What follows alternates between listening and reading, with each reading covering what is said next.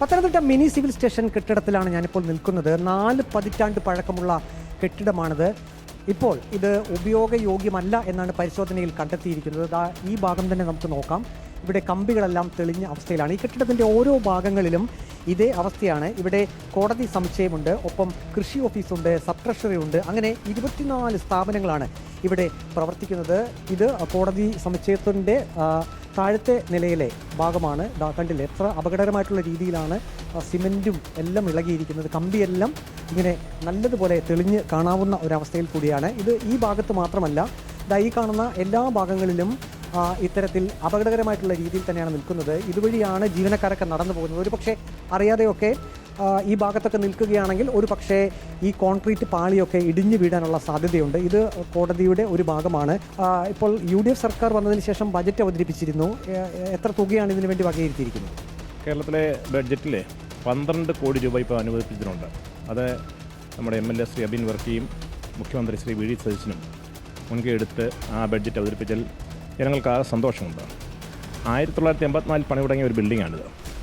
1990 ഇത് ഓപ്പൺ ചെയ്യുന്നത്. അപ്പോൾ ഏകദേശം 36 വർഷം മാത്രം പഴക്കമുള്ളൂ. ആ 36 വർഷം പഴക്കമുള്ള ഒരു ബിൽഡിങ് ഇങ്ങനെ തകർച്ച നേരിടുമെന്ന് പറഞ്ഞാൽ അത് അന്വേഷിക്കേണ്ട ഒരു വിഷയം തന്നെയാണ്. സാധാരണ ഒരു ബിൽഡിംഗ്, ഒരു കെട്ടിടം എന്ന് പറയുന്നത് കുറഞ്ഞതൊരു 50 വർഷത്തെ എങ്കിലും അതിൻ്റെ ഒരു സ്ട്രക്ചറൽ സ്റ്റെബിലിറ്റി കാണേണ്ടതാണ്. അതുണ്ടായിട്ടില്ല.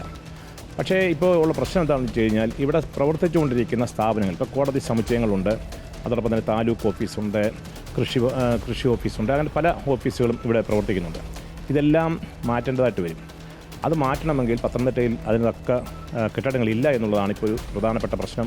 ഗവൺമെൻറ്റിനെ അലട്ടിക്കൊണ്ടിരിക്കുന്ന പ്രധാനപ്പെട്ട പ്രശ്നം. എങ്കിലും പല സ്ഥലങ്ങളിൽ അവർ കെട്ടിടങ്ങൾ കണ്ടുകൊണ്ടിരിക്കുന്നു. താൽക്കാലികമായി ഷെഡുകൾ പോലെ നിർമ്മിച്ച് അവിടേക്ക് പോകാനുള്ള തീരുമാനങ്ങൾ എടുത്തിരിക്കുന്നു. എന്തായാലും വളരെ പെട്ടെന്ന് തന്നെ ഇത് മാറ്റേണ്ട ഒരു സാഹചര്യത്തിലേക്കാണ് പോകുന്നത്. കാരണം ഏത് സമയത്തും ഒരു അപകടത്തെ അങ്ങനെ ഒരു പ്രതിസന്ധി വരുന്ന ഒരു സാഹചര്യമാണ് കണ്ടുകൊണ്ടിരിക്കുന്നത്. DCC വൈസ് പ്രസിഡന്റും നഗരസഭാ കൗൺസിലറുമായ A. സുരേഷ് കുമാറാണ് ഈ വിഷയത്തിൽ പ്രതികരിച്ചത്. ഇത്രയും അപകടകരമായിട്ടുള്ള ഒരു കെട്ടിടത്തിൽ തന്നെ ജീവനക്കാർ ജോലി ചെയ്യേണ്ട ഒരവസ്ഥയിൽ കൂടിയാണ്. ബജറ്റിൽ തുക വകയിരുത്തിയിട്ടുണ്ടെങ്കിലും ഇനി ഈ പഴയ കെട്ടിടമൊക്കെ അത് പൊളിച്ചു കളഞ്ഞ് പുതിയ കെട്ടിടം ഇവിടെ നിർമ്മിക്കണമെങ്കിൽ ഇനിയും കാലങ്ങൾ ഏറെ എടുക്കും. ഇവിടെ ജേർണലിസ്റ്റ് അജി കുടുംബനൊപ്പം reporter Praveen Purushothaman, in reporter, Pathanamthitta.